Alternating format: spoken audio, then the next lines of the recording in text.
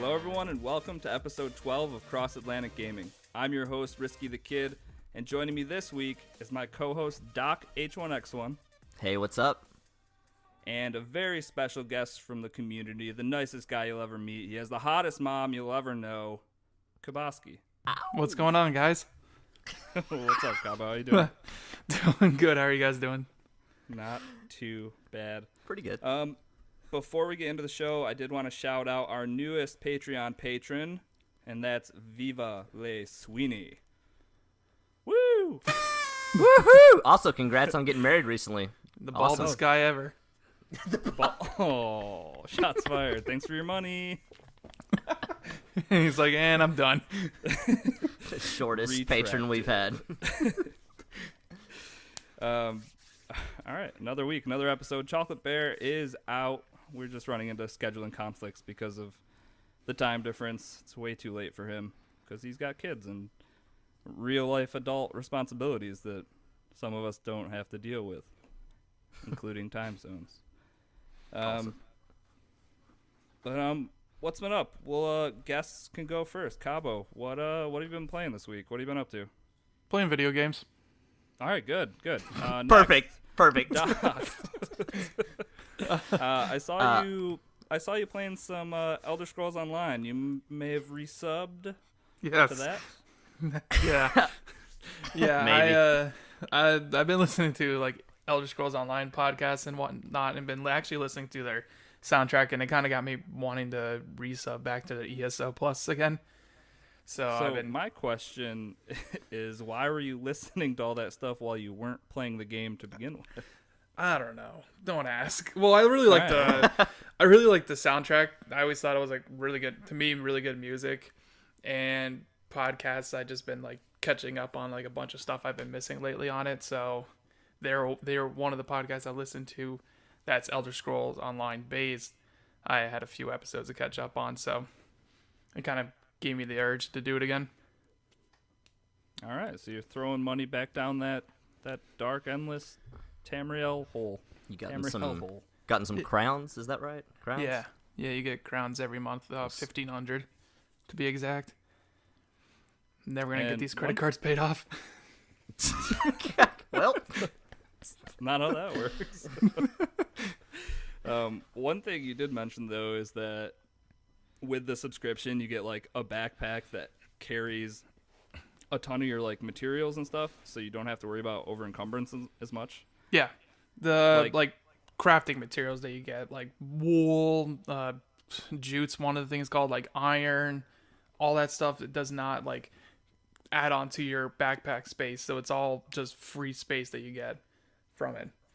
So, and though it makes like a lot of times when you do like dungeons, or one of the things is called dells, which is like a little cave area, and you just kind of clean it out and beat the little boss that's there, but there's always like stuff to loot from there. And if you weren't like careful when you didn't have ESO Plus, you'd most likely like fill up your backpack space really quick. So this is like a big bonus. Gotcha.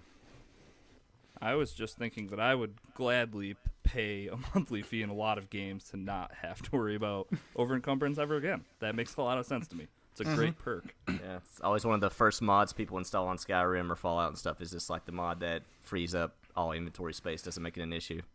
That's what I keep telling myself, is that if I just turn on the no over encumbrance mod in Fallout 4, I'd actually get through the game. Because I get so frustrated because I want to pick up every spoon and cup that will never do anything useful, but I need to pick it up because it's on my screen and it's like X to pick up. Well, I need to because it's there. I think everybody had that moment in Morrowind way back in the day when you first boot up the game and then you realize you can pick everything up, and then you're like, well, I don't know what is important or not. Okay, I'm just going to rob these people blind of every single thing they don't have nailed down. And like you're just like picking up spoons, candles, everything. And I'll talk about this later, but that's exactly how I feel in No Man's Sky right now. Just I pick up some new material that I haven't seen, I was like, well, I've never heard of this before, so it must be super rare. I'll hold on to it for the next 15 hours and then find out it's like a basic material for crafting like a wooden wall or something. It's like, oh, good thing I held on to this, taking up that inventory space. Yeah, that's the thing. The thing that I figured out probably quick in that game is that other than a few particular rare stuff, I guess that's worth a lot. Pretty much everything else is you're always going to find more of it. I feel like on each planet. Yeah, I agree. Yeah, but back to you, Cabo. Though, are you playing? What else are you playing? I'm sure that's not all you're playing. Is Elder Scrolls? Lately, I've actually been getting really back into Paladins, mostly on the Switch. I was going to say, Switch. Yeah, I've been seeing you playing it, on there. What's the skill, like the, what do I want to say? It's like with Fortnite, how the player base is a lot worse at Fortnite. Are they a lot worse at Paladins too? Some are, some aren't. I think because a lot of them pick, like, the one thing that irks me about it, and I think it's just because people who just playing it because it's free don't really know what the game really is a lot of them will pick like the support heroes, which are their main role is really to heal people, and I'm picking like the tank, which in reality relies on the healers because I'm gonna take so much damage, but I rely on them to keep me like alive, and then I'll just die all the time because I'll never get healed, and then I look at the score like at the end of the match and find out they did they like didn't even heal one bit type of thing. It's been like the most frustrating thing to deal with. That and Overwatch, it's like if you're playing with no communication with people that are like taking up significant roles and like roles that really matter, especially for you, it's like there's nothing more frustrating than, like you said, a tank going around to try to flank and kill someone. You're like, what are you? Why are you over there? You hate to be the guy that's like play your class, but also play your class. Like, and like the roughest part about Paladins is that once you choose your class, you can't change it mid-game, right? Aren't you stuck with it? Yeah, you're stuck with it. Oh, I didn't know that. Okay. That makes it so much more annoying if you have to deal with that for that whole match. But because there's a lot of times like a bunch of people have like, I don't want to say obsession, but they like their go-to is always like the damage heroes. They're the ones that gets all the kills, and I feel like that's what they really want to go to all the time. So there will be a time where all of my teammates pick everything but a tank or a healer, and I'm just like, I always usually pick last, so I always kind of fill in I don't know if you guys know from like in the game, when you select the heroes, it tells you what you need, like what type of hero. Right. So I usually am the last one to pick, so I'm like, oh, we need a tank, so I'll pick a tank, or we need a healer, so I'll be a healer type of thing. Like, Grover's the man. That's what, if you're waiting until the very end and everybody else is picked and nobody picked Grover, that's what you have to do, I think. I love his axe. Oh, that's the tree guy, right? Yeah. He heals. He does so much damage. He's a beast. Mm-hmm. I think one time I hopped in on your stream, Risky. You were playing as him, and I literally hopped in. And it was just like you just throwing a million axes through a doorway. He's like the easiest thing in the world. The axes never stopped. So easy. Yeah, his axe is so strong, and he's probably the best healer out of the champions they have. And someone was in my stream that night, and they're like, "Oh, this is kind of boring to watch." I was like, "Well, yeah, I'm just sitting here staring at a door, whipping axes for the last 45 minutes. I hope you're having a good time." Good thing we chose this game tonight. I stick to what I know, so that's why I end up being him so much, because he's so easy and he does so much damage. Like, I feel like you can get top damage and top heals every game if you just are like guarding the right areas where people are coming through. Just start chucking the axe at him. Yeah, and you turn on the things where like they do more damage the further you throw the axe, so then you're just chucking them across the map, hitting people for so much damage. That game's fun. Kabosky, do you only play that, or do you also play Overwatch? I do play Overwatch. Is Paladin your go-to as far as the two of those? Actually, it's Overwatch, I would say, because I feel like that's a lot more polished, and I feel like the heroes are a lot more unique. And I was actually watching a video about someone playing Paladins on the Switch, and he kind of compared it to Overwatch. And he said, and it kind of makes sense. Like, he says, like, the heroes in Paladins are just bland and not really thought out, whereas I feel like Overwatch is a lot I don't want to say creative, but I feel like they just do it better. Is it because Paladins doesn't give you little 30-second CGI trailers for each character? Yeah. Could probably benefit from that, I guess. Probably, yeah. They do give you mounts though, so hey, there's that. Oh, or you can call on the horse or whatever. That is nice, getting you right back into battle quickly. Mm-hmm. That's a good call. Definitely a good feature that I mean, I guess does Overwatch need something like that, or is part of the game like the time it takes for a team to get back to the objective? Yeah, like some of it, yeah, because that. Yeah, I think their level design in Overwatch is a little more centered around knowing that that's not an option. And I mean, yeah, you'll definitely have some points where you'll have to, go a little ways. But I think from what little I played of Paladins, it seems like the starting area to the action sometimes can be a little lengthy. So that's what makes the horses there. Yeah. There is a hero in Overwatch named Lucio, and one of his abilities, he always has like an aurora around him, I guess you would say. And one of the abilities is if you're in that like an aurora. I don't know if I'm pronouncing it right. Aura, yeah, I think you got Aura. One of them is like speed. So like a lot of like the professionals would sometimes he would go back to like the starting point for like where you would respawn, just so he can get your heroes there faster. That's what he's kind of known for. I hate to be the guy. Well, I guess it gets brought up all the time, anyways. But like, has there ever been a definitive answer on who did what first and why all the characters in Overwatch and Paladins are literally almost the same? I always heard that Paladins was in development first. Overwatch was first to market. Exactly. Okay. That's what I heard. But like, who knows? We need a documentary. How is there never lawsuits about that? Because like, you don't have to be like a proprietary corporate lawyer to know like, wow, those are really similar in names, looks, weapons, everything. Like, it's... Well, that's... You were just talking about Lucio and how he speeds up, and I was like, oh. Well, I thought he was talking about Overwatch. Victor and Soldier 76 both have a sprint button. I was like, whoa, those are like the same exact character, aren't they? Yeah. Yes. And then there's like Torbjorn and Barrick. Torbjorn, they both have they're both the ones with the turrets. Where they built and they're dwarves. Yeah. We got the same species. Yeah, like... I mean, and Lucio is literally a guy in Overwatch by name, literally. I mean, that's the headphones guy, with the actually has a speed up and the megaphone gun thing. So like, yeah, I don't know. I'm surprised. I guess I'm just more surprised there's not been a lot of lawsuits. I guess, but I don't know. There's probably some reason why it wouldn't work on either end. Like it's just a waste of time.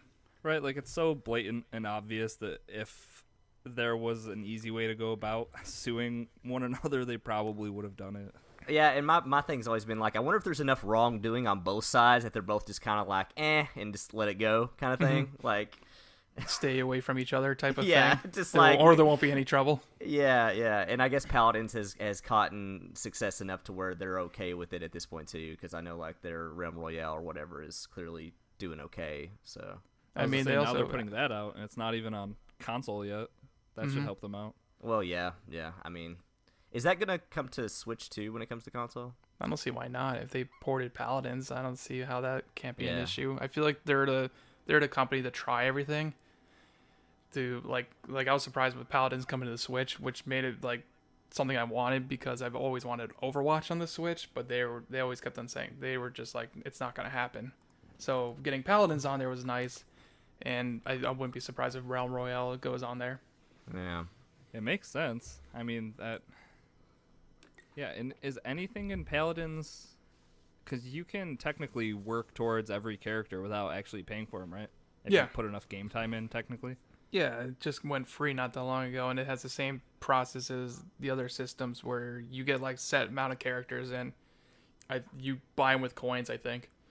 Right. Then the Realm Royale should also be free. That's free right now on PC, right? Yeah, they just made that game, didn't they? Yeah, I played some of it when it first came out on my laptop, and I definitely don't think I paid anything for it, so I don't know why it would cost anything when it came out on console. I'm sure they'll have skins and loot crates and that kind of stuff. Yeah, that's now their like currency thing. You buy crystals, like in Paladins, you buy crystals and use those to buy skins, and I feel like it's the same way for Realm Royale and even Smite, which is another game they made. Makes sense. I don't hate the business model. All of those. I think they're. If you want to spend the extra money, you can. If you don't want to, don't bother. You still have the game. Exactly. All right, Kabosky. Anything else? Just quickly, Octopath Traveler I've been playing on the Switch, and I restarted Assassin's Creed Origins. I want to get that beat before Odyssey comes out. I still need to beat that too. Sugar Daddy Shine pre-ordered it. He's gonna hear this and just be like, I think we're done. I think we're gonna we're done here. Ties here. A friend of mine wanted a game share, and I was like, yeah, sure, why not? How far were you into Origins? Probably far enough where I should have just kept on going. That's what I was just thinking. Like nice. I forget. I've definitely passed where I am now because I'm in like kind of finishing up areas in Alexandria. Okay. This is where I'm currently at now, and I'm trying to remember how far I was. I know I was like in the second or third tier of people to kill. Okay. I remember when I was playing that game, it's just like I'd finish one tier, and then there would be like 3 more would open up, and I was like, how tall is this pyramid? How long are we playing this game for? Yeah. Which, like that, I'm not talking shit. Origins was amazing. I loved that game. But Totally. it came to a point where I was like, how is there this many big bad guys in this little... Why? Go away. Yeah, it was like you had like in the base of the story, it made it seem like you need to kill like 4 of these people. And he's got this vendetta. I'm like, oh, it's only these 4, and then they start bringing out more. It's like, oh, he's got a second cousin you need to kill. Turns out half of Egypt was implicated in your son's death. Exactly. So. Spoilers. Jeez. Sorry. That happens in the first like 3 minutes. The market guy. Yeah. You want to try some oranges? Smash. Oh my god. Go full Batman on him. I know what you did. What else was I gonna say? Oh, Octopath Traveler. Are you far enough in that now to know whether? I mean, you're obviously still playing it, so you like it. But do you think it was everything it was hyped up to be, as far as like the story? And obviously, it looks great. And if you're into that type of combat, it's a good game. What are your thoughts on that game, though? I like it a lot. The story, it's not like there's not like a big tie so far. I haven't gotten there yet. If there's these eight players, I guess you would say, like the 8 characters, there's not one big tie yet. I haven't found it yet. It just seems like they each have their own like story, like their own adventure they want to go to, but they have people along with them to tag along for the ride and help them out, type of thing. So, do you think it's better if you just kind of think of it as 8 separate stories, then not really expect a culmination of all 8 of them coming together in the end? Yeah, so far it seems that's what I'm going with here on this. Like, who knows? Maybe near the end there's like some big tie-in, and I'm just like cream all over my Switch type of thing. Whoops. Quite tie-in. You're good. But so far what I'm expecting is just like 8 separate stories, what they want to do. Like the one character wants to be the best apothecary around, where he travels to villages and help others. Like, this isn't really big spoilery, by the way. No, like, it's just like he does this, and he's got his 7 other friends to go help him out in this situation. Okay, that's kind of cool. I'll be interested to see what because Shine's the only other one I know that's playing it. I think Moose might be as well. But I'd be interested to see what you guys think about it at the end, like once it's all wrapped up, or if there is some type of story, or maybe like one last mission you go on together or something with all 8 characters. I think that'd be really cool. A good way to end it. Fast and Furious 7, basically. Family. Yeah, family. Yeah, let's see. I don't know. So far, I'm liking it. I'm not really expecting a big tie-in for anything. I mean, the characters have interactions with each other after like certain events happens, but it's just more like the silly JRPG conversations with each other. Okay, yeah. But makes sense to me. It's a good game. I'll let you know when I'm done. I'll send my copy over. Yeah, that'd be awesome. I'll definitely give it a shot. I tried something about the combat. I tried the trial, and I don't know if I'm just not into random combat constantly anymore or what. It kind of gets frustrating at times because you're just like, I just want to go to this bank, and then you're just getting like attacked by these 7 things. I'm like, I don't have the time for this crap. Right? You're like, I just want to wait in line at the DMV. Get off my back, man. All these Stop things hitting me. Leave me alone. That's good. All right. So moving on, Doc. How's your week? What are you doing? What are you playing? Well, right up until this podcast, I was playing Dead Cells because holy hell, that game is pretty great. It's so good. Yeah, it just came out today. I I played it on my lunch for like 45 minutes, and I came home and played it for like an hour and some change. Yeah, totally. It's I mean, I'm kind of lukewarm when it comes to roguelikes, and I guess it's even a little bit Metroidvania with how the maps and stuff work. But definitely both. I would say it's a good mixture of the two. Yeah, but I'm kind of lukewarm when it comes to those. I've liked some of the series, others not so much. But like this one really struck a chord with me, and I think it's just so well done in terms of how limited progression, how that works, how the combat feels, how the like certain types of modifications you can make to weapons work. It's just got a lot of systems going on that makes that game feel so darn good to play, and even as a roguelike, still rewarding to try to unlock more stuff and just make progress in whatever way you can in that game. It's just, it's I don't know if and when I'll ever actually beat it, because I've seen some people streaming. It seems like it actually is fairly lengthy. I would assume so. And by the time, like, because that's the thing, you're going to get really familiar with all the enemies from, like, the first few dungeon levels. Totally. Yeah, but then you're going to get to, like, the fourth part of it, and it's going to be some new enemy you've never seen. He's going to kill you pretty much instantly. And then it's going to take you going through all three of those levels again to get back to him, to analyze him a little more, or maybe take some of his health off, and then start all over again. Yeah, it just watching some of the streams, it looks like some of those later levels are pretty damn rough in terms of, like, how, I don't want to say cheap enemies are, but just how it just screwed you are in certain situations at no fault of your own. So I mean, it's I don't know, I can't praise that game enough. It is fun as heck. I mean, it's just a really well done game. It gets tied into a story we'll talk about later, but reviews out there have been pretty positive on it, and I think rightfully so. It's really good. Yeah, I highly recommend it. I feel like what sets it apart so much is, like, the combat for a 2D side-scrolling game. Like, how good this combat feels in this game. It's better than anything I've ever played. Totally. Like, yeah. You've got a double jump that's good. You have, like, a dodge, but you're invincible during that dodge, so you can, like, it's like a dodge roll, so you can roll behind people, attack them. You can have different weapons. You can have, like, a bow and arrow. I feel like I got a freeze potion or something where you just totally sneezes in front of them and it freezes people. Yeah, and there's a lot of variation with that too, more than you would think. Like you were saying, like the freeze stuff. Like I got that. I would freeze somebody, roll behind them. I had a weapon that did 3 times damage on backstab crit, and I would just do insane amount of damage with that combo, like on the 2-button combo. And then other time I found a shield that if I parry, it releases like 5 grenades at the enemy. What?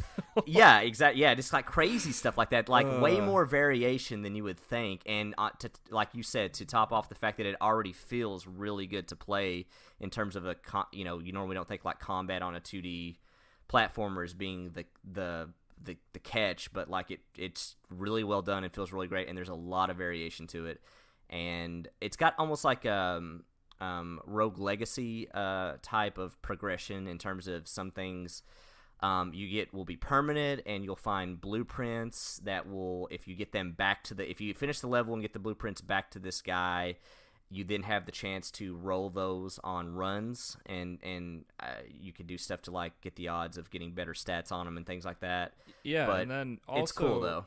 So when you're doing that, you can find the things like blueprints, but then the one thing you can pick up is the actual like dead cells, or the cell. Are they just called cells? Yeah. Are they called dead cells? I guess, yeah. Whatever I they're can't, called. maybe, yeah. It's a type of currency where, like, that's how you're leveling things up, or like acquiring these new perks that are going to stick with you. Like I picked up 5 of them, made it through a level. And that was enough to purchase a health vial that with my next run, the health vial was already there with me. So it's like there are some of these permanent upgrades, which obviously is going to make progressing through the harder levels easier for you. I don't know. I can't find anything. I'm into this type of game, so totally. I can't find anything. You've definitely had a good stretch. Like you're coming off Hollow Knight, going into this, so you've definitely had, like, I feel like we're in a golden age of like these type of games. So like, yeah, the games I like there's so many good ones on the Switch. It's ridiculous. Yeah. Like Enter the Gungeon, and then I was playing Flint Hook, Hollow Knight. Oh yeah, Flint Hook, yeah. All these games that are either roguelikes or Metrovanias. It's so good. I'm so glad all this stuff comes to the Switch, because it's like that's exactly where I want to play stuff. I know you're playing Dead Cells on your Xbox, right? Yeah, well, that's just because I'm a psycho with achievements, and right. shouldn't care about them as much as I do, but yeah. Okay, yeah. I was like you once. Then you grew up and learned. Once I let that part of me go, just everything is so much better. You've been so happier ever since. Like, actually, I think someday if you let go, you'll... maybe we'll start eventually. setting up meetings once a week. We'll get you out of there. Yeah. We'll get you and Surf Biscuit. I think he needs some help too. He's like rebuying games that are remastered even though he's played them because, hey, 1,000 gamer score. I think it was Surf when I first learned that about him. He was just like, I got picked up the BioShock, the new, where he's like, I picked up the 360 version. I'm like, I thought you said you had the new remastered version on the current gen. He's like, oh, I do, but I haven't got the achievements on the old one, so. And I'm like, oh, okay, cool. Nice. Well, that explains that. He's so But anyways, this finished up on Dead Cells. Yeah, highly recommended. Even if you might not be into that kind of game, I definitely recommend checking it out and maybe giving it a shot because it's $20, right? Does that sound right? I think it's pre-ordered $25 $20. 25. Yeah, you're right. Yeah, 25. So, which is well worth. I've already gotten $25 worth out of that game in just one day. So. But yeah, that, and then lastly, I've been actually gave a free-to-play game War Thunder a shot because I randomly just kind of waiting for Battlefield 5 to come out. It's really gotten on a World War II kick, watching like Band of Brothers on HBO and all this stuff, and I'm just like, is there a decent like dogfighting World War II game on console? And the only one I could find was War Thunder, which is kind of like it's World of Tanks, but they actually have boats and planes with the tanks and stuff like that. But I guess what I was surprised about was how fun it is to actually play. It's a really well done like dogfighting game in terms of like that kind of stuff, and it's not too money grabby with the free to play stuff. So I've been playing that and been having some fun with that. It's pretty good, and it's free, so I would definitely recommend checking that out. Is that current gen? Is that it a is, recent game, yeah. last few years or something? I think it was on PS4 for a year or so before Xbox. Then Xbox finally got it, and I think it's been on PC ever since it first came out 2 or 3 years ago. But okay. And actually, I take that back. I think since it's technically they're doing the whole like Fortnite used to, where it was like it's in beta technically, it'll be free to play, but right now the lowest version is $20. So if you want to play it now, you have to pay $20. So I think they're doing that. Angle with it, so it's kind of I hate it when they do stuff like that, but I think that's the only way to play it right now. But it's pretty cool though. The last thing I'll bring up for you and for me as well, did you make an addition to your gaming setup this week? Oh yeah, actually, hey, you know what, Risky? I totally forgot about that. I wrote it yeah, down. Yeah, I did, and I'll add to that. Screen tearing is a thing of the past. I no longer will ever have to experience screen tearing ever again, at least on the Xbox. So because well, me and you got a new monitor, courtesy of a tip on the tip hotline from Somewhat Anonymous, and who shout out. He really should get a commission from LG, but they had a great deal on Best Buy for a FreeSync 4K HDR monitor. From LG. What was the price end up being on that, Risky, after the deal they had going? I think it was like $319. Yeah, which is crazy because if you look up that same monitor and look up the pricing history on Amazon, last year it was over $1,000 on its entry level price when they first announced it. So insane. It's kind of, I feel like those monitors are getting to be like 4K TVs. Their prices are just really starting to go pretty low. Yeah, that's how this all came about, is because, apologies for last podcast where I was like, gaming monitors that are perfect for the One X are way I said the too same expensive. Thing. I said the same thing. And then he listened to that episode, and then he was like, oh, well, hey, this is the monitor I'm looking at. And I was like, that monitor's $300 and literally ticks every bot. What am I doing? Order, cart, done. I picked it up the same day, actually. I picked it up at Best Buy. They had one there. Yeah. And the thing about it is I was as hesitant as anybody. I was just like, okay, I've been looking at a lot of these monitors, and a lot of them, the issue is that Xbox does HDMI 2.1 FreeSync over HDMI, and I'm like, the problem with a lot of these monitors is they only support FreeSync over DisplayPort, which is what they had always done before on PCs. And so I was like, well, does anybody have a review up saying whether or not it works, blah, blah, blah. And so finally I just straight up called LG, and I was like, hey, you guys might not know what I'm talking about, or maybe you do, but does this work with Xbox One X over HDMI? And the guy unequivocally was like, yes, it absolutely does. And I'm like, okay, good enough, order. That's the thing. So I didn't actually buy it right away. You were like, oh, I'm gonna look into it quick. And I was like, all right, well, I'll let you do the legwork here and figure out if this is the perfect monitor for us. And then once you were like, yeah, they said it's good, I was like, all right, it's good. Yeah, we got it home, and you probably did before me, but then, you're able to go into Xbox settings and check off variable refresh rate, and it works. Yeah, dude. If anyone wants to look into this monitor, I mean, it's probably back up. I think it was $450 when it wasn't on sale, but it might go on sale often. I have no idea. But the model, it's an LG. It's a 27 UK 600. If you want to check it out, like the first thing I did when I booted it up was I started Assassin's Creed Origins just to look around, and I was like, oh my god. it's so good. It really is great. I booted up a old 360 game that of course that's what? Listen, here's why. Here's why. The whole reason it's a great game, guys.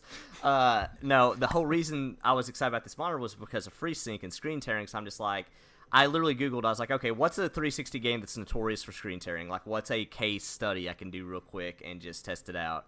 And I pulled up, I think it was one of the recent Splinter Cell's Double Agent, I think it might have been. I don't know what it was. It was one of the Splinter Cell games that recently went back and pat. Pulled it up, and basically on one monitor, I basically pulled up on one monitor, turned the joystick to the right, and had the camera just circle around the person. And sure enough, every few seconds, the top 1/3 or top 1/4 of the screen would just do a huge jaggy across the whole screen. It would take it like 2 seconds to catch up. And then I plugged it into the other monitor, turned on FreeSync. I never could get it to replicate that, not once. So I was like, it works. That's awesome. So yeah, I was very happy with the purchase. I have this internal struggle every time I talk to you where I can't decide if I hate you or I love you. Well, I mean, look, I'm not one of those people that, like, clearly I'm using, for my PC, I'm using a 1080p monitor from, it's 6 years old. So clearly I'm not one of those people that's like, G-Sync 120 hertz or die. But it's cool to finally have one of these monitors and actually see it work, though. It's neat. No, 100%. It's a great monitor. So yeah, shout out to Somewhat for bringing that to our attention, because I just assumed monitors were going to cost $4,000 for the next few years, but they don't. So that's cool. I mean, last year they did, totally. So I mean, it was definitely a purchase out of my realm of possibility last year. So yeah, and this one, I mean, it's not a big difference, but I think I was using like a 23-inch monitor, and now this is a 27. And I'm like, oh man, this thing's huge. I need to back up away from this monitor. See, I'm coming from the other way. Like, the problem I had with 4K TVs, and you're probably like, it sounds like you're like me, Risky. You like to play at a desk, right? Yeah, 100%. Yeah, so me too. And the problem with 4K TVs is you can't get for whatever reason, I actually don't know the reason for it, but you can't get a 4K display that's really lower than, like, I think the lowest one I could find was 41 or 42 inches. So I had, before last year, gotten on a set, I think it was Black Friday on Amazon or someplace, I got a Samsung 42-inch 4K for a pretty good price, and I had that on the desk, and I was having to set back pretty far just to make that work, because 42-inch TV on a desk is massive. Yeah, that's not a monitor. Yeah, and it's not, and I don't, spot. Yeah, I don't recommend it either, because it's too much real estate to like have your eyes dart around and try to like focus on games and stuff. But like a monitor is perfect for a desk setup, and I'm just glad that I've been able to transition over to this, because it was not working out too well before, like just for the sake of having a 4K TV. But completely agree, game changer. Yeah. All right, what have I been playing? Are you done? Well, you're not done, because let's talk about No Man's Sky for a minute. Oh gosh. Because I remember last podcast I was like, yeah, like I don't know, I'm not gonna buy it, and I was like, oh well, I probably will buy it, and then I think I bought it like 2 hours after we got off the stupid podcast. Same thing. Somebody needs to take me to some type of AA meeting. I think I'm slowly becoming more like you now that I've been around you enough, because I was like, screw Call of Duty, I'm not getting that. I'm voting with my dollars this year. And then like last night, I'm like, hey, Risky, which package do I need to buy to get the season pass? Just wondering. I love rubbing off on my friends. It's the best rubbing off. I'm just gonna leave it there. Yeah, I was trying to. Friction. I should have hit mute. Yeah, so No Man's Sky. I picked it up, I want to say maybe Thursday. It was either Thursday or Friday, I think. I've got 15 or 16 hours in that game already. Dang. Dude, I haven't been able to put it down. I had a few like stretches. It was probably Thursday night when I first booted it up. I started it at like 10, which is a terrible time to start playing a brand new video game. And then I looked up and it was like 2:30 in the morning. I was like, I got to be up for work in like 4 hours. This is, but no complaints. It was worth it to me. I think it is it's a game for a very certain type of person. Like, you need to know what you're getting yourself into here. It is a grindy, open world material hunting game. Yeah. It's like, yeah. Everything you're trying to fuel, your ship, your exosuit, everything needs these materials that you can find all over all these planets. But for whatever reason, I don't even, because it's kind of like Minecraft is what it reminds me of. Minecraft with maybe like Astroneer, if you guys played that game or heard about it. Yeah. It's, I don't know, it's super addicting. It's just that. It's not even like a loot grind, but it kind of is, because there's like different modules, different ranks of modules, different ships, different ship classes, different rarities to everything you're doing. It's just, there's so much to be looking for and mining for, and this all takes place in what is pretty damn close to an infinite galaxy. Like, I don't know the exact size they come up with, but I'm assuming they replicated it in the millions, pretty close. I know that there's no way you could go through the whole game in a lifetime if you were playing nonstop every day. So that's big enough for me. Well, I think the other thing too is, like, I forgot what game you were talking about before, but you talked about games being good for like chill or podcast games or like music games. Yep. This is totally like fits that bill for me, as far as like I can kind of relax, listen to a podcast, and just do my thing in No Man. You know, like just you don't need to think too much. I don't think. Doesn't seem like it. No. And like you're also, I was about to say, also I'm not poor anymore thanks to a tip from you in that game also. Oh yeah, fun fact. If you run into any whispering eggs, when you shoot at them, a little glowing green ball is gonna pop out, and then a bunch of evil hell spawn creatures pop up with them. Pick up those little glowing balls, because they're worth a fortune. Yes. Like 95,000 credits a piece, I think, which is a lot. And if you run into some of these nests like around buildings, there's maybe like 20 of them, 30 of them. Totally. Like, become a millionaire in like 10, 15 minutes. Because I said something to you about it, and you're like, yeah, I found those, but I was just killing all the creatures, and then like you weren't picking up those. No, I was just like, why would I pick up this glowing dumb egg? This is stupid. Yeah. Yeah.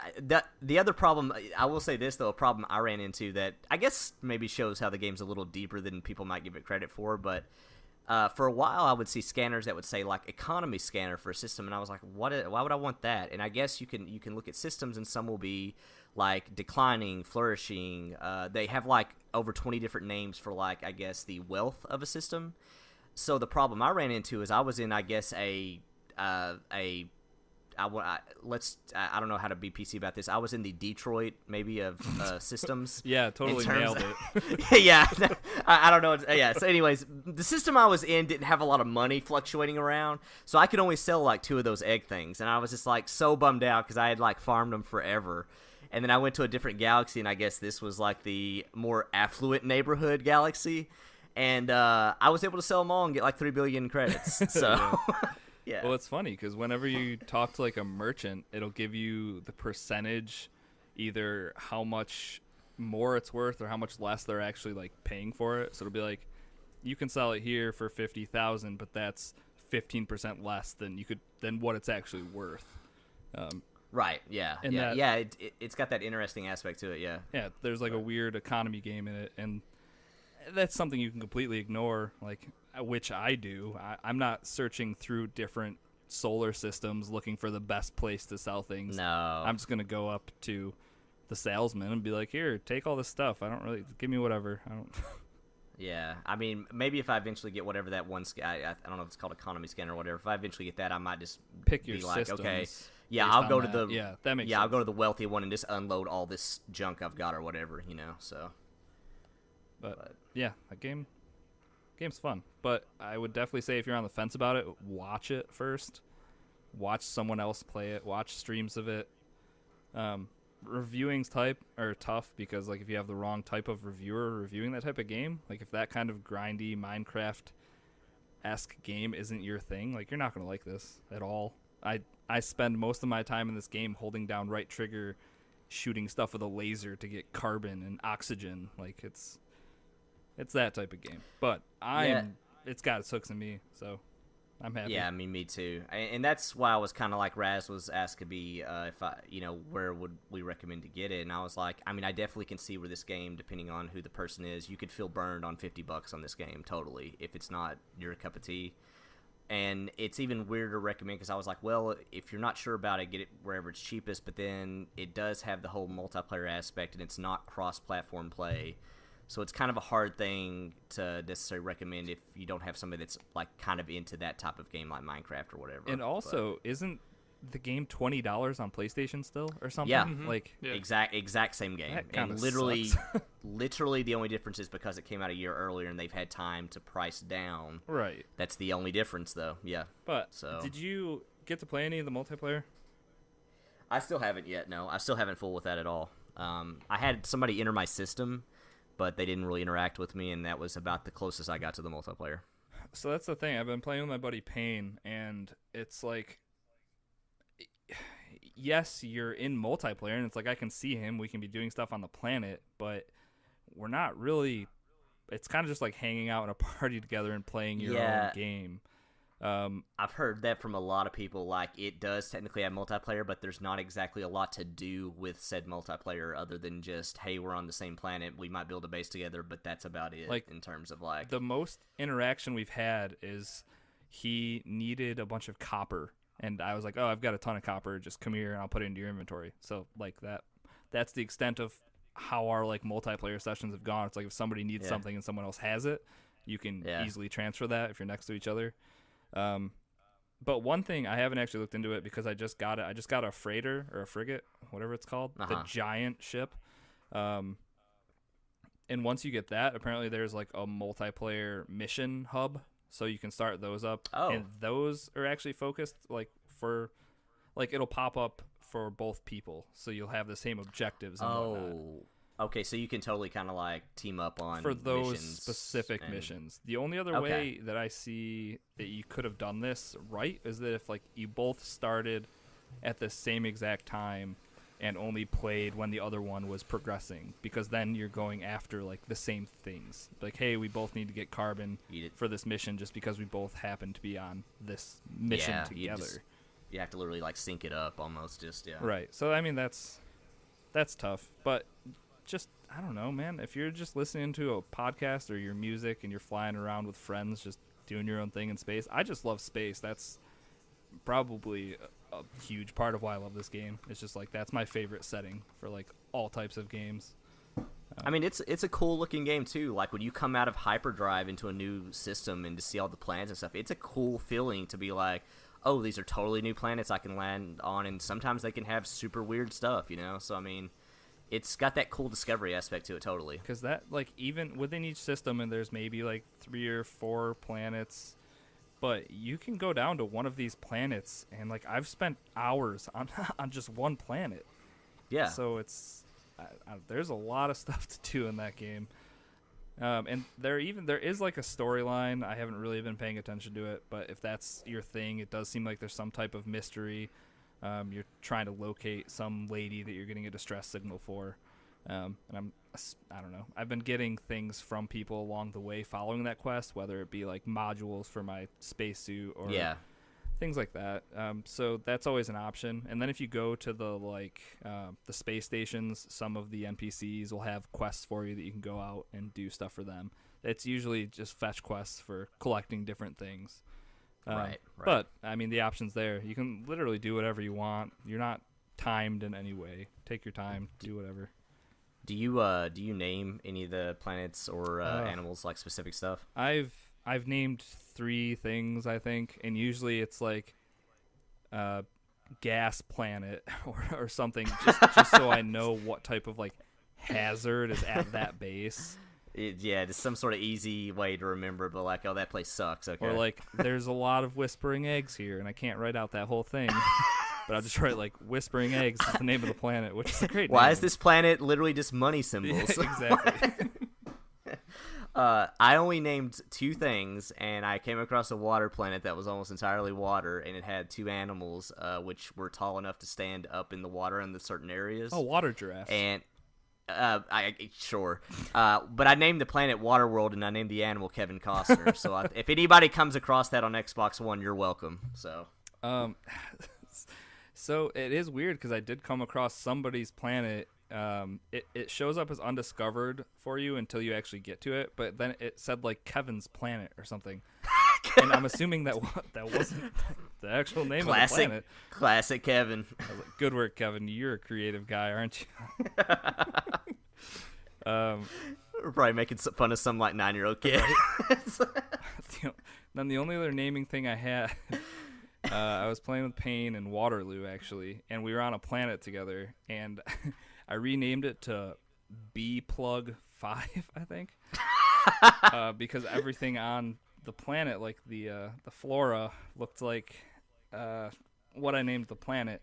Yeah, right, okay. But when I changed it, and then I sat there like a child, like just giggling to myself, but not telling the other 2 that I changed the name of the planet so that they could, like, find it themselves. And then after like 15 minutes I was like, will you guys just look at the name of the planet? And then I got like ruining this half-assed laugh, and I was like, all right, well, you know, good job. Appreciate my joke, damn it. So yeah, it's good stuff though. It's fun. It's definitely a good game. And then the only other thing for me was Hollow Knight. I'm just progressing through that. I have a wall jump, so I can jump up walls, which, thinking back on like the 4 other areas I have unlocked, there was so many areas that I remember I could not get to, so having to go back and try to figure that all out, which is awesome. That game's a lot of fun. Reminds me a lot of Dead Cells, parts of the Metroidvania parts of it at least. That game's great. I was about to say I might actually pick that up after if I get to a point in Dead Cells where I'm satisfied with how much progress I've made, because I don't know if like I said, I don't know if I'll ever beat it, but if you're liking, I mean, the combat is not close to as insane. You just really have like a basic attack and then like a bigger attack, like a blast. Right. But Hollow Knight's $15. Like, that game is damn near close a masterpiece in its genre for $15. Right. Like, everybody should at least try to play that game. It's so good. But yeah, that's it. All right, that was a long what we've been playing segment, wasn't it? Oh man. Yeah. So just no news today. All right. Well, Doc's right here. I just heard him laugh. Chocolate isn't here. He recorded a little something for the Chocolate's call out challenge though. So next up we have Chocolate's call out challenge.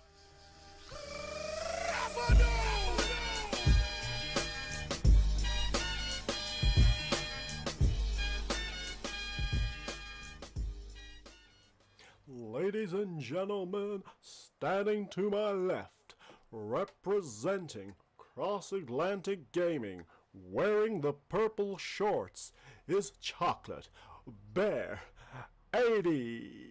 What in the blue ass hell do you think you are doing? This is Chocolate Bear's challenge, not some WWE shit.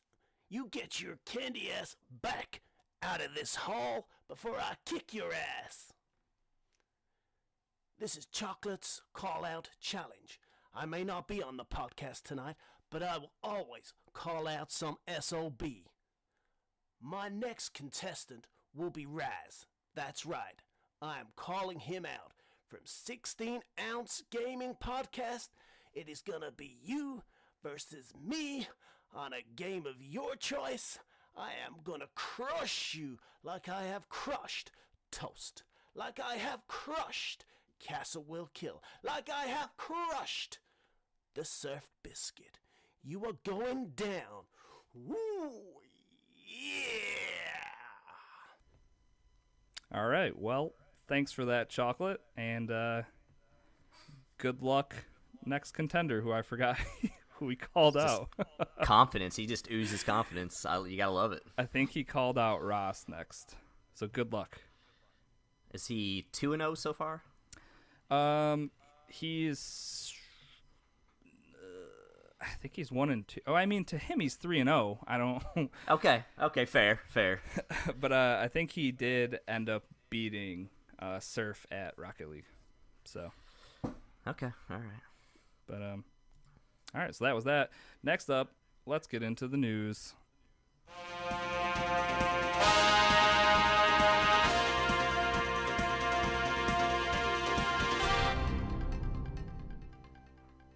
All right, Doc.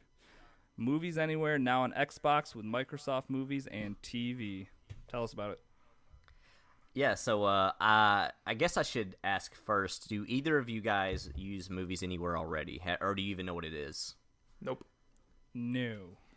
Okay. So I had used it for a while because what it essentially is in a nutshell is it was this, I think it's actually made by Disney, but it's a app on your phone or computer. It's on tablets, pretty much every device you can think of. And up until now, it would link Amazon, iTunes, I think Vudu, Fandango, a couple other random places that you could just buy digital content of movies or rent them, and it would put it all under one banner. So like no matter where you bought it or wherever it was, it's all linked to that.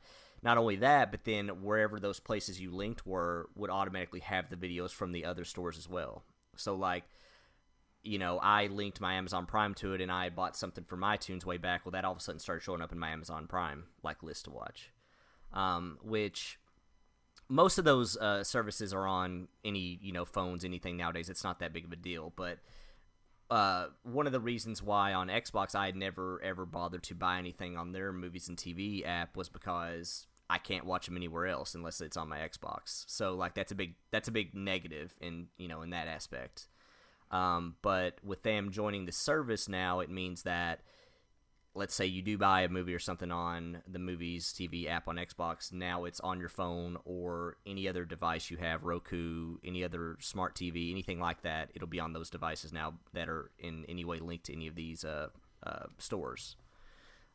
So it's a convenient, cool thing. They had talked about doing this for a while, and if you haven't checked it out, I would definitely recommend it, especially if you're like me and you've got like maybe one or two movies you bought way back in iTunes and several in like Amazon Prime or like kind of scattered like that. It's definitely worth it to check out just from a convenience standpoint. But if you're like Toast and you just pirate everything, clearly it's not going to be a good value. Whoa, throwing them under the bus. No, a lot of people do. Like, yeah, I'm not advocating. Like, I'm not saying that this is the cheapest way out there to get media, but it's a free service and it connects all your digital purchases under one banner, so it's pretty cool. Well, Cabo, don't you buy stuff like movies and stuff digitally, or is that someone else that said that earlier? I buy them physically mostly. Oh, physically, that's what it is. Yeah. Oh, okay. I thought, don't a lot of like Blu-rays now come with like the DVD version and the digital version and the actual They Blu-ray do. or something like but that? it's not. Yeah. But it's like through like their own like app or site or something like that. Oh, for the digital code? Yeah. Oh, that's kind of. Well, Well, that's what I'm saying. You are to look it up though, because if it's one of the, I think there's like 8 or 9 companies that are part of this initiative. If they're one of them, they're in the service, so you could totally link it.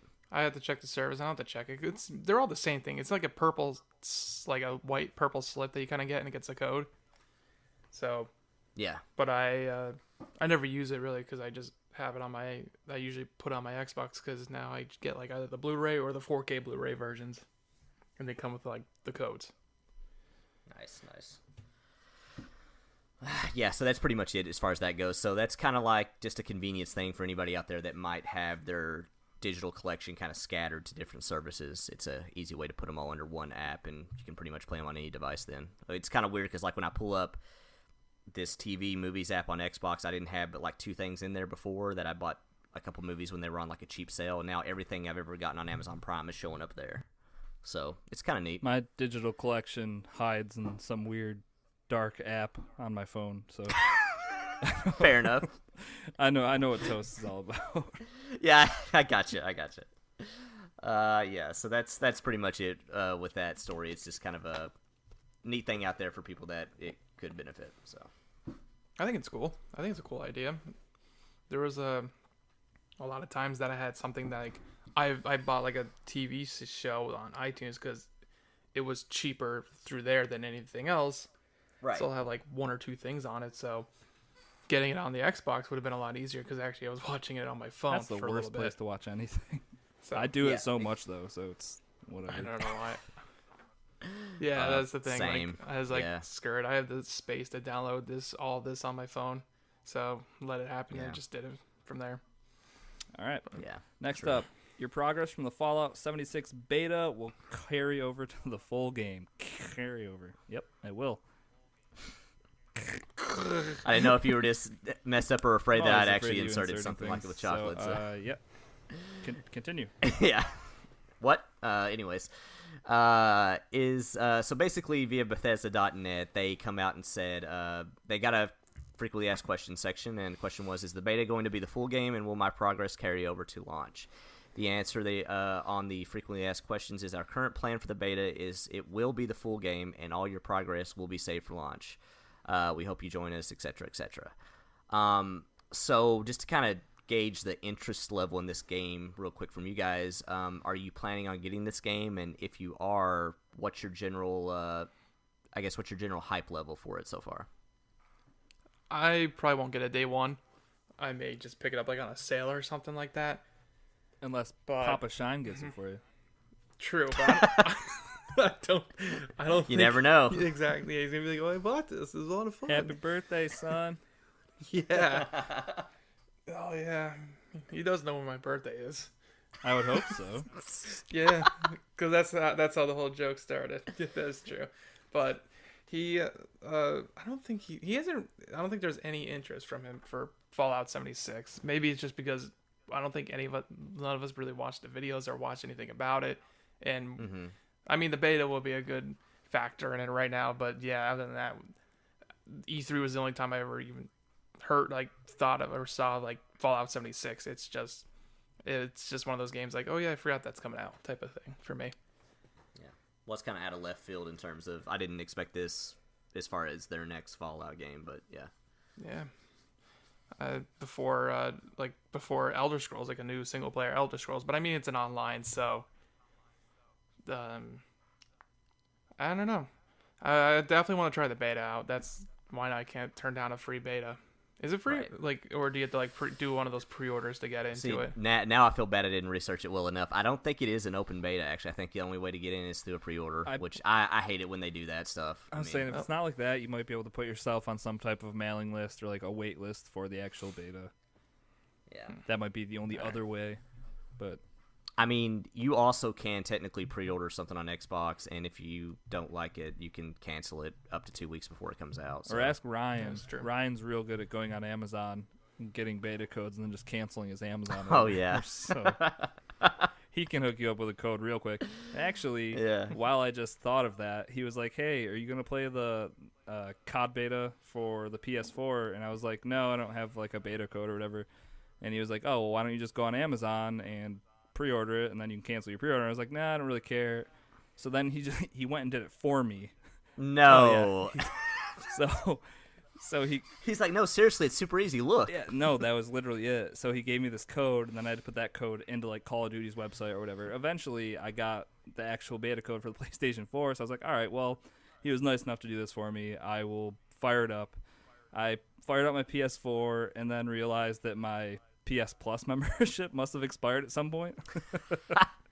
And I was like, well, here's $24.99 for 1 month of PS Plus. Seems a bit steep. Yeah, that's not worth it. And the beta's gonna be coming out this weekend, for which I think that's news next up in the news. But yeah, so sorry about that, Ryan, but thanks for your effort and hard work on getting me that beta code. Appreciate the effort. From what I can tell, it looks like another Call of Duty game, which I'm excited for, obviously. Right. As far as Fallout 76 goes, yeah, I'll be there. I'll play it, whatever.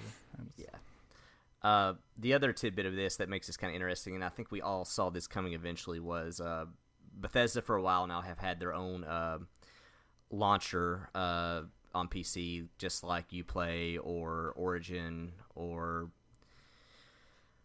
Steam. Good games with Good Old Game, or is it Good Old Games GOG or whatever? Yeah, like there's several of them out there, and they've had their own launcher for a while now, and I think we thought it was only a matter of time before this happened, but they have come out and said that Fallout 76 will only be available on PC through the Bethesda launcher, not on Steam. At least at launch. Now, that could mean later it'll be on Steam, but at least at launch, that will be the only place, if you want to play it on PC, you're able to get it. So what do you guys think about that, especially with this environment now where we have so many different companies with their own individual PC launchers and making games exclusive to those services? What do you guys think about that? I think they did this before with Elder Scrolls Online when it first came out. I think it was only their launcher only for a while, then eventually moved over to Steam. So it probably is going to be that same thing. It's probably going to be like their own launcher and then go to Steam. As for what's going on now, I mean, it's not the end of the world. It really isn't. Yeah, I mean, I always feel like as much of a big deal as people make it out to be, I'm just like, if it means I have to pull up a separate launcher to play, like if I have to pull up the Blizzard one to do Destiny or Diablo or this one to do Fallout 76, I mean, is it really that big of a deal? I mean, you do it anyway. Like all the Ubisoft games, I think you get it from Steam, but it still launches Uplay from them. Well, and to be frankly honest, I can't imagine any of these other services having worse customer support than Steam, so I don't even really hate it for that reason either. So I just kind of feel like it's the norm now. It's like a lot of these games, they all want their own ecosystem. They want to be able to, like, hey, yeah, you're coming in here to play Destiny or whatever, but here are all of our other games. Like, take a look at these. It makes sense, I think. It does. And it's one more application sitting on your desktop. Like, yeah, whatever. And I think like they're just gonna, probably business standpoint, they're probably making more money out of it because I'm sure Steam gets a profit from whatever they have on their store. So whatever the cutbacks they get, they just don't give it to Steam anymore. It's true. Yeah, they get 100% of the cut. There's no middleman for them. So yeah, makes sense. Yeah, not much else there. All right, up next, Call of Duty Black Ops 4 private beta / open beta. When are they? So like you discussed a second ago, PS4 had a private beta this past weekend. Xbox, PS4, and PC will all have a beta coming up this weekend. It will still be a pre-order only beta for Xbox and PS4. However, PC will get an open beta this coming weekend. I bring this up because I was one of the people early on that was like, they misled us with the season pass. I'm voting with my dollars. I am not getting Call of Duty this year. Are you? I forgot about that. Well, and then Risky pulled up his Discord last night and saw me being like, "Hey, Risky, which deal or bundle do I need to buy to get the season pass with Call of Duty here? Which I need to know the right one to order." So clearly that didn't last that long with me. I basically pulled up Twitch over the weekend, saw some streams of Call of Duty, and it looked really fun. And I'm like, yeah, I probably am going to buy this. That's the thing. Like, playing with Black Ops 3 being so fresh in my mind from playing it a few weeks ago, like, this looks like Black Ops 3 without wall running or, like, the boost jumps. Yeah. Which, right. Perfect. I'm all about it. Yeah. And they're doing they're bringing back like the specialists or whatever. So you have like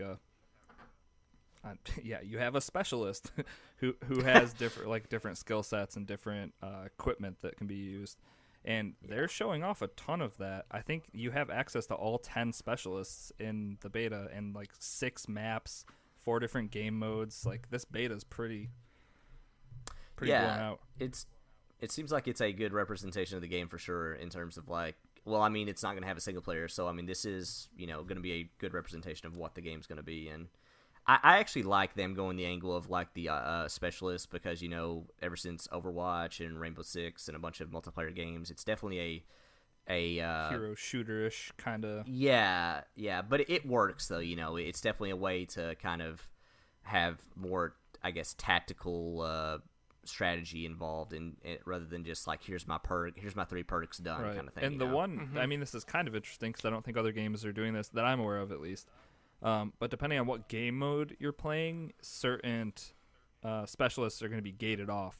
So, like, if they're going to be way too powerful for seek and destroy or domination or something, it's like you can't even pick from them because they know that like they're too overpowered or something, which is interesting to say the least. Well, that makes a lot of sense, actually, now that you mentioned that, because that came up this past weekend in the beta stream I was watching, because I think one of the operators has I don't know if it's like a microwave, heat wave, some sort of like gamma emitting thing that like hurts you if you're near this beacon or whatever. People were basically setting that up on domination zones, and you couldn't go in and stop it. Basically, once it was set up, and if it was behind an object, there was no way to really blow it up. So that's the thing. I think they're getting feedback from that because someone else also has like a spawn beacon, and apparently that's being used pretty unfairly. So you might not see that pretty effectively. Yeah, you might not see that and have in like a point capturing game mode because it's way too powerful. Yeah, that makes sense to me actually. That there's a couple of operators that could be like, I could definitely see why you might not want that guy in that game mode because. Well, for one, I would feel like everybody would pick that. And then, actually, I guess maybe I didn't look hard enough at this. Can more than one person be the same operator? I'm assuming so, right? You could in 3, so I would assume. Like, you could have 5 scythes. He was one of the characters. Like, everybody could be the same person if they wanted. Okay. Yeah, so I could see where that would be an issue then. Like, everybody's picking the guy that can set up the spawn beacon or whatever. Like, I could totally see why they would need to do that. I also think as far as there's, like, a barbed wire guy, too. Who it kind of works like Battlefield 1, I would say. Like you just you take damage and you're slowed down like to a large extent. It looks good though. I'm definitely. Did you already pre-order it, Doc? Yeah, I did. Okay. The fight with your dollars. Freaking 100. I don't feel good about it, Kabosky. You have every right to call me out on it. The $100 version because I'm an idiot. It's the only one with the season pass, and they're putting 12 multiplayer maps behind it. So I'm gonna find this. I'm gonna find when you went on a rant about this. I did. It was a news story because from the original presentation, I guess the best way to look at it now is they were cagey with the information, but they definitely led us to believe that they were taking the angle of Battlefield this year and that there wasn't going to be any gated maps and scenarios where you would segment your player pool, with DLC and stuff. And then later they're like, oh, JK, there's DLC map packs and season pass. And that definitely rubbed me the wrong way, especially for the fact that it was online only, no single player. I think that's why I took it so hard at first. But, whatever. It looks fun, like most games, if it's, Like, I game share with Dan Pod, and like every year we've bought the Call of Duty games and split them or whatever. And this year, like it was today, I was like, "Are we grabbing this?" And he's like, "There's no single player campaign. Like I don't really know." And I was like, "What? Is that like is that the only reason you're there?" Like, Risky's like, not the answer I was looking for. Right? It's like, oh, there's $30 more I got to tack onto this. Great. But. So I looked up what Black Ops 3, how the numbers went with their campaign and who actually played the campaign. And on Steam, it was like 9% of people played the campaign. It's like, if I was a company, that's an easy business decision. Like, no, cut it. Like, nobody's playing. Totally. I mean, like, if 9% of your player base plays it, and it's probably, I would assume, more expensive to develop than the multiplayer, I would have to think.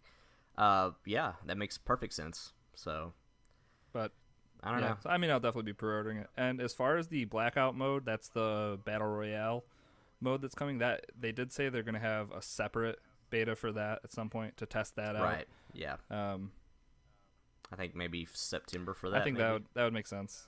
Yeah. Iron out all the kinks in just this. Which part I'm still super interested to see how that looks and what that actually plays like. Did you see the one like brief tease of it in that last thing where it was like one team up in a helicopter flying, another team was down on an ATV? Yeah.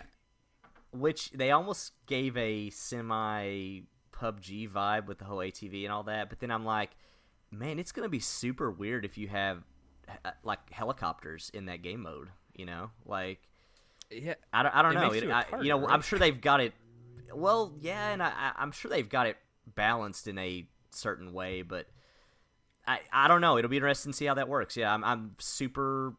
That trailer only made me more interested to see how it actually plays out and what it's going to look like. That's the thing. Like, in all honesty, it's like I have played every Call of Duty campaign. They're super hit or miss for me. Some of them I actually like probably a lot more than some people do, and then some of them are just complete trash.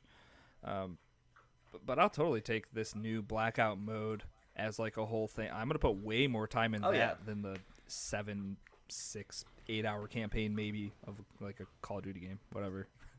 Oh yeah, 100%. Yeah, I mean, that did they actually say? I'm assuming they're taking the Battlefield approach of they will not be doing a standalone version of that Blackout mode, right? That is only a part of the game, correct?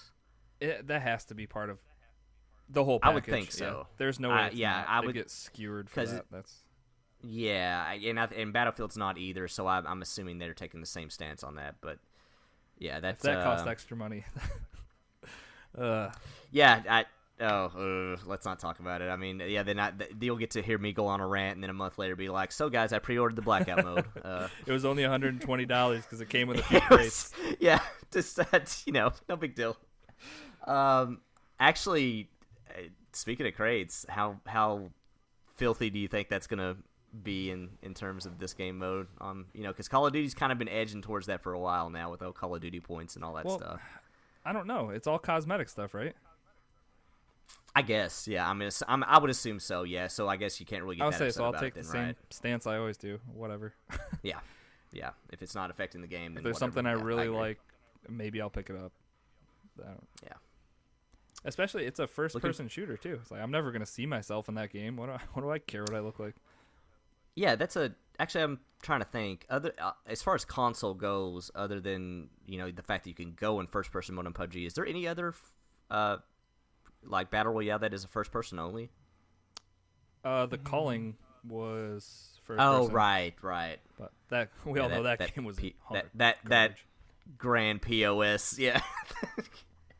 Yeah. So I guess it'll be the truly first person only. I guess Battle Royale. Like it's gonna be the smoothest, most polished. I mean, okay, Fortnite. Yes, you did your thing, Fortnite. But as far as like a modern-y combat, like this, comparing this to like PUBG's first-person game mode, is just gonna make PUBG look like the biggest piece of garbage.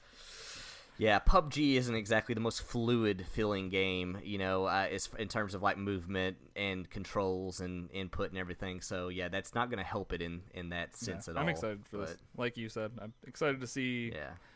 To hear more news, see what's actually in this. Like, is there going to be kill streaks? I think that could be a whole new dimension. Yeah.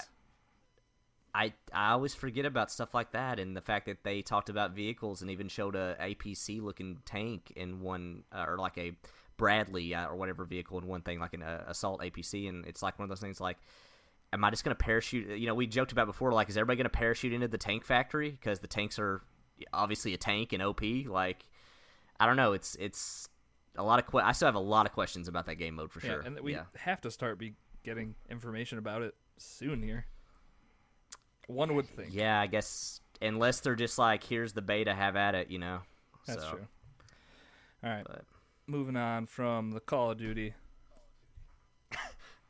to another amazingly polished and fluid I mean, rock solid 60 FPS shooter coming to console. DayZ, everybody. Let's get a round of applause. DayZ coming to console. Woo! Yeah.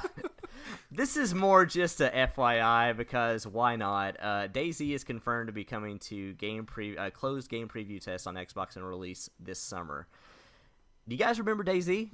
From when I was 10? Yeah. Yeah. So it must have been, 3-4 E3s ago? They had the one random dude from Bohemia Games get up and be like, we're bringing DayZ to Xbox. Hooray. Yep. And I think that's the last we had heard about it, maybe. So now with all this said, I mean, like, I know I'm kind of opening up the floodgates, giving DayZ a lot of crap. If you look at the PC game today, it is more polished than it was a couple years ago. I mean, it's I still feel like it's a glitchy Arma-looking mess, but it's better than it used to be. And if we get that version on Xbox, will you guys have any interest whatsoever at checking this out? Basically, is I guess the main question. Nope. If it was free and someone forced me to play it, I guess. Yeah, help me at gunpoint. So, not interested in playing this at all. One question I have though is like, so this is the same company that made Vigor, that new game that just came out? Yes. Like, were they just waiting until Vigor came out on console, or like once that was announced and finally here for them to be like, oh hey, also our other game is coming? Because I don't know. Just kind of weird timing that's happening at pretty much the same time. Yeah, I totally agree. It's super weird timing, like, because Vigor kind of came out of nowhere. You know, that we didn't really hear about that until not all that long ago. And, you know, DayZ, I feel like everybody just had either forgot about it or just assumed it was canceled, you know, for Xbox.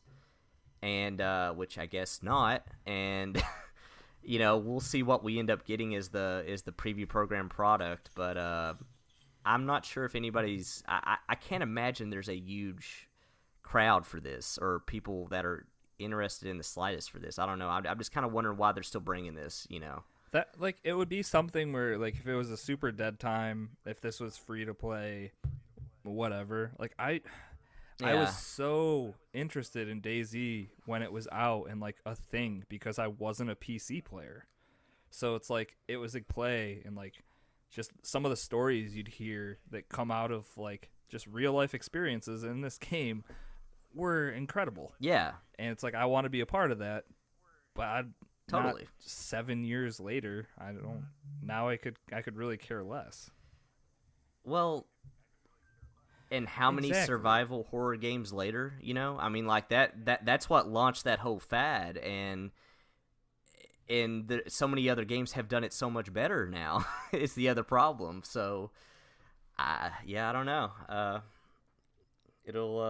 I guess it's gonna be on preview program, and we'll see how it goes. I think if this thing is anything short of fairly polished, I can't imagine it'll have any player base to it. But who knows? Think it'll sell better or worse than The Calling 2?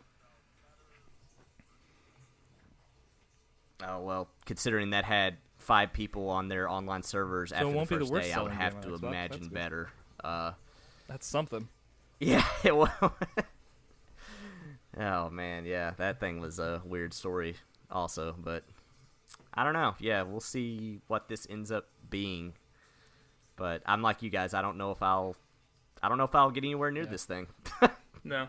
But if I won that from Major Nelson on his free code Friday, I'd be like, just give it away. I appreciate it, Major Nelson, but not interested. I'd be like, here, why did you enter my contest? Why do you sell it? Why did you? Yeah, I'm bored. I had nothing else to do. All right. Sorry. Whoa. Do you guys hear that? Warning, incoming missile. All right. Oh. So, in this latest installment of... Sorry, Cabo, if that was weird for you because we don't have, like, a sound effect to actually throw in live. Cabo was really getting to see how the sausage is made, and Exactly it what you is expected. a mess. Just randomly as if, like, something actually happened. Kabosky's over there like, these guys are schizophrenic as... I mean, just Are they okay? Like, all right, they're on so drugs. this week's name the phrase word, I'm not going to give the whole spiel about this, is take. So what you need to do is you need to listen to last week's episode, you need to listen to the next 2 episodes, and then you need to submit the phrase to cagpodcast@gmail.com. And whoever correctly submits, well, not whoever, we'll do a random drawing of all the people that correctly submitted this. We can't afford to give all of you 1 month of Game Pass on us. So yeah, keep listening for those words. This week's word again was take. So next up in the news, IGN removes their Dead Cells review investigating plagiarism. Oh yeah, so this was a hot pile of garbage. So via GameZone.com, they kind of summarized this best, in my opinion. So the background for this is, we were talking about Dead Cells earlier, and it launched. Yeah. I think it launched officially today. Correct? Yeah. You were playing it. It had been getting right. Well, I'm just saying I didn't know if it come out like yesterday or the day before. I didn't know if I was late to the party or whatever. But basically, it got a lot of really great reviews. It was doing, and rightfully so. Like Metacritic, I want to say it's in the upper 90s right now. And IGN gave it a 9.7 out of 10. Via editor Philip. Can you guys help me with his last name? Good luck. Musin. I don't know. Musin? Musin, maybe, yeah. Okay, Philip Musin, who, if any of you guys listen to Nintendo Voice Chat, he is on that area of IGN, I guess, as far as the Nintendo side of things. And he did the review for Dead Cells, gave it a 9.7, put up a review video for it. And it wasn't long after that a YouTuber by the name of Boomstick, who has a Boomstick Gaming Reviews, which, if there's anything comes out of this story, it has to be this guy getting a ton of publicity, and you have to feel good for him in that sense. But through the roof. Oh yeah. I mean, it's one of those things where he's like, please plagiarize my work, big gaming sites. But anyway, so wasn't long after this review got posted by IGN that YouTuber Boomstick Game Review came out and said that, hey, this is ridiculously uncanny to my review, to the point to where I think you stole my review. So he came out and said, now you might say that some people have similar thoughts and ideas, but the evidence is pretty damning. You can view a comparison video from Boomstick Gaming, which he actually has it on his channel. If you go to his channel, he actually does a side-by-side and plays through certain segments, and it's pretty evident that the guy copied his review. I mean, would either of you guys actually argue that that's not what happened here? I mean, not at all. I think it's clear that he. Like, yeah, I think it's clear he definitely did. Yeah. Heard about all of this is because this morning while I was at work, I went onto YouTube and I was like, oh, let's see what IGN gave them or whatever. Yeah. Like, let's watch the actual review video. So I was like, IGN review Dead Cells, and then there was no video from IGN. It was a video from Boomstick Gaming. Is the top hit there, which, like we were saying, upping your subscriber count. Like, if you typed in Dead Cells review today, you're hitting his channel, like, no matter what. So, yeah, and I think last week he had 6,000 subs, and I think that has skyrocketed since. I'll have to go and actually check what it is now. I looked at this review. Yeah. So good for that guy. But to further this story, though, is the fact that his review that he did, he published that last week. So he also had a advanced copy, and he had published that a full week in advance. Of course, he wasn't on any type of embargo. He got a copy from, who knows, mom and pop store or friend or whatever, and he put his up a full week in advance before the IGN video review went up. So there's no scenario of like, well, they post them around the same time. This is just a crazy coincidence, But to go on with the story, Boomstick Gaming wrote a paragraph discussing the matter and the consequences of issue at hand in the video description. I published my Dead Cells review last week, and today IGN put out their written and video reviews today. It's kind of flattering, but the gentleman doing the review 100% had my video up on his computer while he was writing his review for Dead Cells and copied from a lot of my script. The entire structure of my video is copied, and many sentences are almost identical, with high school levels of word changing to attempt to counter plagiarism. What does one even do about this, and does this devalue his review, or does his score still count? And at the time this started going around Twitter and blowing up, you didn't really hear anything out of IGN or the Philip guy that wrote the article. Later that day, though, or later today, actually, about 6 hours after this guy had kind of brought this all to light, IGN actually took down the video, the review video, and they actually put up a reply. Like Risky was saying, if you actually go to IGN's website now and you look for Dead Cells review, you can click on it, but it will instead say, as a group of writers and creators who value our own work and that of others in the field, the editorial staff of IGN takes plagiarism very seriously. In light of concerns that have been raised about our Dead Cells review, we have removed it for the time being and are investigating. Well, Cabo, you have a little more to add to the story, don't you? Yeah, I sent it to you guys. I don't follow him, but the guy from Jason Kotaku, Schreier? who I see a lot of times on here, Jason Schreier, he sent out a tweet, and this is all I really just gonna read the headline from it. Breaking: IGN has fired Philip Mewson for plagiarism, so he's officially done with IGN. It's a good way to end your career. You That's idiot. Nobody's ever gonna hire him as a journalist again, man, or a reviewer or anything. God, well, no, not with being on such a mainstream website and doing this. You know, he was an editor. He wasn't even a freelancer. He was an editor at IGN. That is crazy. Maybe that's how he wanted to quit. He's like, I'm done. Yeah. Like, I don't know. Like, I get, like, if it was the other way around, if Boomstick Gaming decided to copy off of IGN's review, like, I mean, they'll just be like, cease and desist and not do this. Yeah. Gotta go potty. Bell near the door. Well, you should have disappearing for 20 minutes. I know he does. Probably. It's why you. It's why you. But Love you, chocolate. dang it. But yeah. Love you, chocolate. What the heck was I gonna say? Okay, anyway, so if Boomstick did a plagiarism, it wouldn't be a big deal. It's just some small name YouTuber doing reviews and just so happened to copy off of IGN's. Who's gonna get caught? But Right. it just baffles me that, like, the big name IGN, you go to them for gaming reviews, even movie reviews and all this stuff. Do. I don't know. Do these do movies? Or maybe I'm thinking of GameSpot. I think they do. Okay. Yeah. Because I don't know if GameSpot was like the one who only did it, but anyway, like, IGN just blatantly copied off of Boomstick Gaming. Like, what? I don't get it.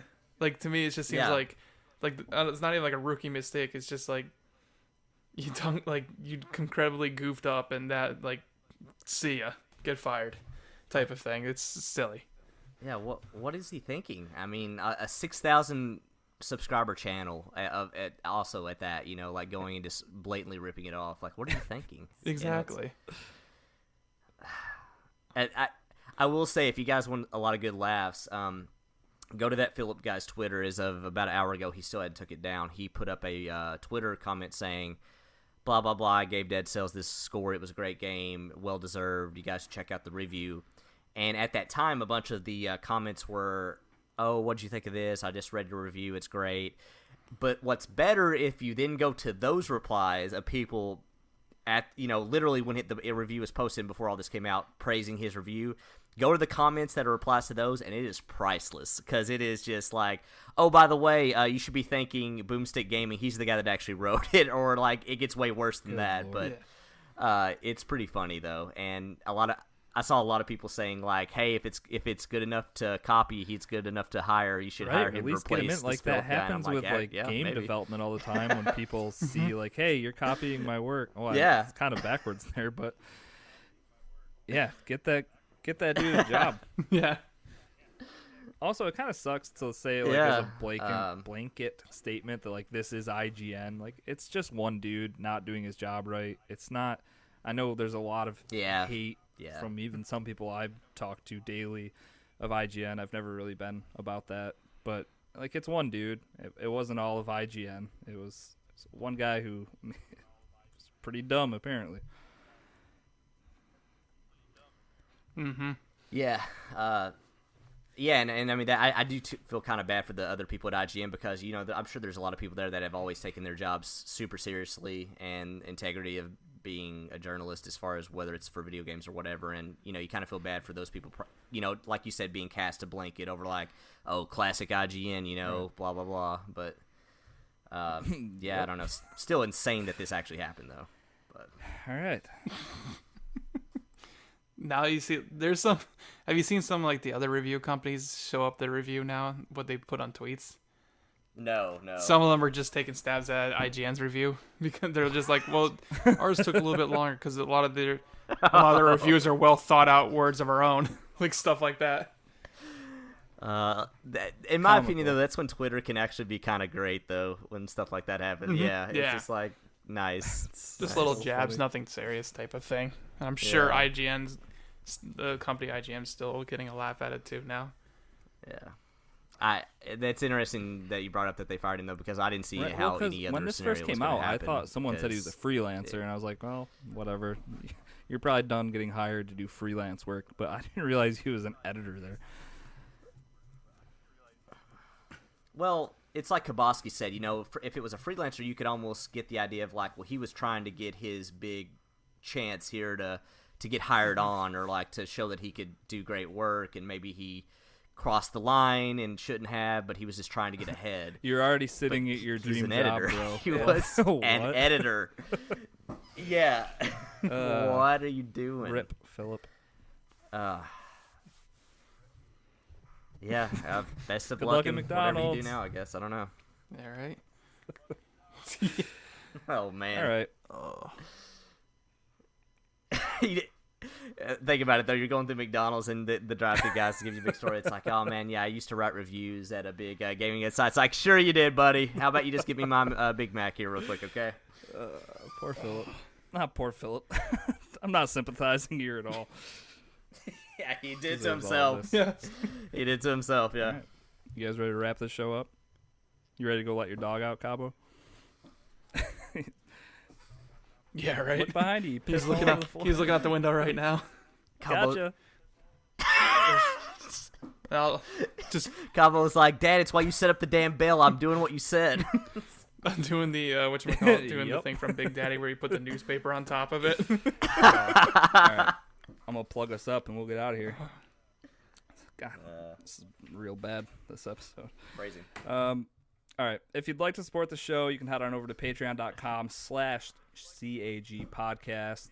We also have oh boy, it's the end of the episodes. They do me in every time. We do have Cross Atlantic Gaming merchandise. The link for that is in the show notes. You can follow us on Twitter, Instagram at CAG podcast. Doc had notes mid close out here. We're also part of the 16-ounce gaming family. If you want to hang out with us on Discord, all three of us are actually there daily. And so come chat with us. It's a real fun time. Also, Facebook and YouTube, you can search for 16-ounce gaming family. The links for all this stuff, like I said, is in our show notes. Come hang out with us, support us, listen to us, interact with us everywhere, review us on iTunes, all that fun stuff. Yeah. Anyways, if you want to find me, follow me, whatever. I'm Risky the Kid everywhere. Cabo, where are you? Who are you? Where can we find you? Yep, that's important. Who am I? What's your social? You can follow me on Twitter at Brad Kabosky, all one word, and on Xbox and PlayStation at Kabosky. I'm not gonna get my Switch friend code. No one should ever be able to offhand tell you the friend code. Man, if you talk to him in the Discord, he Switch can give friend you code. his friend code. It's a great thing about Discord. And Doc, Yeah. how about you? Exactly, but Doc H1X1 well, anywhere Kabosky, and everywhere. Thanks for hanging out with us tonight. Thanks for filling in for the. I don't even know what to call him. Just chocolate. Thanks for filling in for chocolate. Sigh that was. No, it was more of a sigh for chocolate. It wasn't for you. If I could replace him with nope, don't get into that right now. Okay. What? There you go. Well, thanks for tuning into this week's episode of Cross Atlantic Gaming. We'll catch you guys next week for an all new episode. Goodbye. See ya.